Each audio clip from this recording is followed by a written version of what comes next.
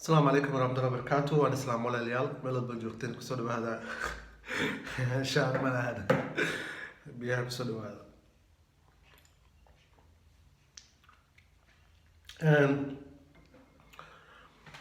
runtii aad iyo aad aad u mahadsantihiin qof walba oo ila soo xiriirtay qof walba oo magacaaday telefoonkii horta lambarad bay iga bateen saa u save garaysanayay aad bay u bateen marka qol walboo la hadla wuxuu dhahay nala soo xiriir hadde marka waxaan saakan fikiraya waxaan islahaa dadkii haddii aad dib aad ula xiriiri wayso selfish miyaad tahay oo qof xuma bay kuu arkaan gabar waxaa jirtay gabar dadkii hore ila soo xiriiray kamid ahayd waxaa jirtay wiilkeeda corona ku dhacay lambarkeestaan u raadinaya waan heli laayahay balse waan raadinaya welito aan rabay inaan wareysado wiilka siduu u yahay marka runtii haddaan dib haddii aad isoo degteen mise waa aad isoo salaanteen waxaa balan inaan iisoo jawaabo laakiin initiativeka haddii aniga marka aan heli waayo inaan aniga marka ugu koowaad aan isoo salaami waayo mise waa aan akhbaartiin isoo weydin waayo xumaata iga arkina walaalayaal marka gabadhan hadda aan ila wadaagay doono waa gabdhihii hore ila soo xiriiray runtii maalin walbana message iisoo dirtaa cod bay iisoo dirtaa waa dadka aad iyo aad ayay kamid tahay qalbiga taabtay marka insha allah ila dhegeysta walaalayaal. السلام عليكم ورحمة الله وبركاته. دكتور جولالك معنا waxaad tahay shaqsi oo dareema sida walaalka ila dhasho oo kaleeto waxaan rabaa inaan ka qayb qaato taladaada. Walaa markii ugu horreysay aan arkay sababta aan kula hadlay aba waxay ahayd waxa is iri wax un waa ka bedeli kartaa haddii aan la hadashid marka maalmo madow ay ahayd maalmihii xanuunka badnaa ee laga soo tagay waxa aad tahay shaqsi qaaliya dadku dhan ay wada dareemeen aadna waxaa ugu faraxsanahay sida kor u socodka aad suubinaysid noloshaada ab ayay noqotay ilaahay waxaan ka baryayaa inuusan horta dibdaba kuu celin mugdigii aa kasoo baxday ilaahay kuuma cesho ilaahay waxaan kaaga baryayaa iftiin iyo horumar deeqoo walaalkay waxa aa og tahay inaa ahay maamo xaas ah marwo ah laakiin waxa aan kuu dareemaa sida walaalkay oo kale soomaaliya oo dhan aan ku garab taagan shacabkaas tirada badan ee aad ka dhalatay ee islaamka ah kulliga ku garab taagan yihiin aad iyo aad waxaa uga xumaada oo uga naxay maalintii markii aad dhahday barnaamijkan talada uu bilowday ee isdilka ahaa ilaahay kuguma qasbo noloshaada inaad gacantaada naftaada ku goyso ilaahay kuguma qasbo in wax naftaada ka qasiyo wax ku dhibay wax ku dhugaatay intaba ilaahay kuma tuso deeqow ilaahay wuxuu yiri addoomadeeda waxaan u jecelahay kan qaldamee iisoo laabtay qaladaa kaa dhacay qaladkii kaa dhacana ilaahay waa kaga soo laabatay hooyana waa dareemaya xanuunkeeda ku haaya laakiin ilaahay subxaana watacaala quluubta dadku daalacanaya ilaahay maaha qof wax loo sheegi karaa ama u baahan in wax la dareensiiyo ilaahay asagaa kaaga soo sida u dambi dhaafka iyo wanaaggu maanta kuula jeclaaday ilaahay qofuu raxiim waaye insha allah bidmillaahi kariim wax walba uu kuu fududeyn doonaa waxaa jirta diiniyan markii aa qof xanuunsan soo booqanayo sidoo kale waata ajarka lagu qoraa wanaagga qofkaas uu soo socdo hadduu ku dhintana waxaa la dhahaa xataa hadduu ahaa gaal asoo raba inuu muslimo hadduu dhinto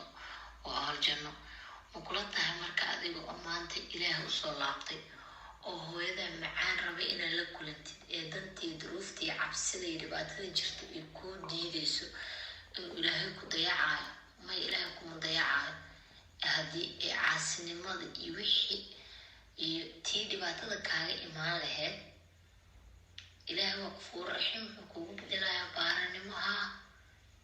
taas laysma weydiinayo adigu wanaag u socda waxa camalka ahi sida aakhiro lasoo baxaysaa qiyaamaha camalka maanta aa ku dhimatid aa lasoo baxaysaa adiga oo saas habeeni maalin qalbigaaga hooyada uga dhex guuxayso haddii aad dhimatid ma aaminsani in caasiyaasha lagugu tirinayo waxaa aaminsana inaad baariyaasha gelaysid marka soomaaliya o dhan way ka wada daqantay waa naxay anoo baawur saaran waxaa arkay barnaamijka waa isdilayaa ah aada uga xanuunsaday aadna waa uga xumaaday walaalkay maka gambaneyno mana isdheheyno yaanan ibraahim deeq lagugu sawirin waa kugu faaneynaa inaan ku talo ku siino garab istaagno garbahaaga ka muuqano shaqsigan waxaan kuu dareemaa aadna waxaa ula qirooda gabadhii ugu horeysay iyo dadka dhammaan talooyinka siiya waxaan leeyahay maasha allah wax wanaagsanaa suubsan ilaahay ajar ha idinka siiyo shaqsigan waxaan kuu dareemaa walaalkii oo kaleeto inaad tahay aadan kuugu danqada aadan kuugu dareemaa sida aan kuu dareemo lama maleyn karo marka anagoo dhanaa walaalahaya anagoo dhanaa ku garab taagan waxaan kaleeto oo rabaa inaadan dib u fiirin walaalaha adiga waa qaldantay shalay qaladkii aa gashay haddii ayagana maanta ku qaldan yihiin inay ku gooyaan ha u qabanin sida aadan adiguba u rabin in qaladkii aa gashay lagu qabto deeq macnihii haddaa halkaas fahmaysid walaalaha qaladka ay hadda ku jiraan oo ku baryayaa ha u qaban walaalaha qaladkaas si adigaba aadan u rabin qaladkii shala lagaa galay qaladkii macnihii adig aa shalay gashay inaan lagu qabanin shala waa qaldantay jas ayagana maanta way qaldayiin maalina maanta ahayna way ogaan doonaan biidnillaahi kariim hooyana hadday nooshaa wayse arkaysiin hadday dhimatana waxaa tahay nin camal wanaagsan oo baarinimo ah gacanta asoo ku haayo hooyadiis dhimata oo ilaahay u qafuur raxiim asaan xisaabtiisa iskale inaad naftaada dhibaataiyo dib u geysatana meesha maba taalaba shaqsi maanta dadka jecel yihiinaad tahay wanaag lagu yaqaano aflagaadii cidna aan ku dhegdhegintiisa naftiisa shaqsiga kalsoonida nafta haddii la dhaho kalsoonidii oo qof ahaa tahay deeqo waxaa tahay kalsoonidii oo qof ah oo socoto walaalo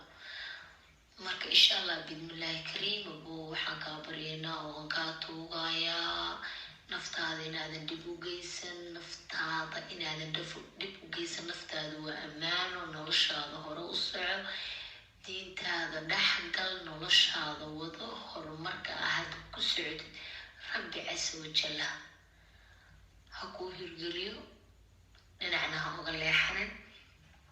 biidnillaahi kariim waxaan rajeyneynaa anaga oo ku wada duceyneyna in ilaahay idankiisa deeqo noloshaada ay isbedesho ilaahay caafimaadkaaga kuu siyaadiyo horumar iyo waxaad taaban karto aada heshid naftaada dhib ha u geysan cidnaha fiirinin rabbi inaad raaligelisid bes aa kuu muhiima bil-aadan lama raaligeli karo ma jirta sababaa naftaada dhib ugu geysanayso ma jirta sababaa noloshaada u liidayso ma jirta sababaa dhibaato iskugu geysanayso ilaahay asagoo uu ku dhamaystira lixaadan iyo quruxdan iyo jaahan iyo noloshan uu ku siiyey wixii qalad dhacaan hore uga soxo walaalahana waxba calooshaa ku qabanin qaladkii adi aa shala gashay maantana ay uga qaldamayaan adiga bil-aadanaa tahay ayagana waa bil-aadan hooyana alle subxaana watacaala uu u jeedaa qalbigaaga uuna daalacanaya mana ku jiraysid kuwa caasiyaasha biidnillaahi kariim waxaan rajeynaynaa inaad baarayaasha ku jirtid waan kaa codsanaynaa alfa mara inaadan qof walba oo hadla aadan fiirin sida aad naftaada ugu kalsoon tahay oo aad taada bas uga hadashid waxa allaaliyo waxaa rabtid inaad sheegtid meeshaad iska soo fadhiisid waxaa haysataa shacabaad kuu jecel ha fiirina dadka oraxmata shiilka iyo dadka darbiyada la taagan iska hadalka iyo naacda waxaa tahay shaqsi soo jiidan kara qalbiyada magnadka soo jiida qalbiyada haysataa waxay la tahay maamooyinkii odhaniyo aada ku wada jecel yihiin kuna garab taageynayo oo wax danha u gooniya aysan kaa lahayn ilaahan kuu baryayna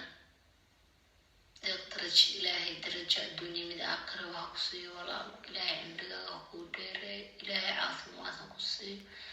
ilaahay nolol ballaaran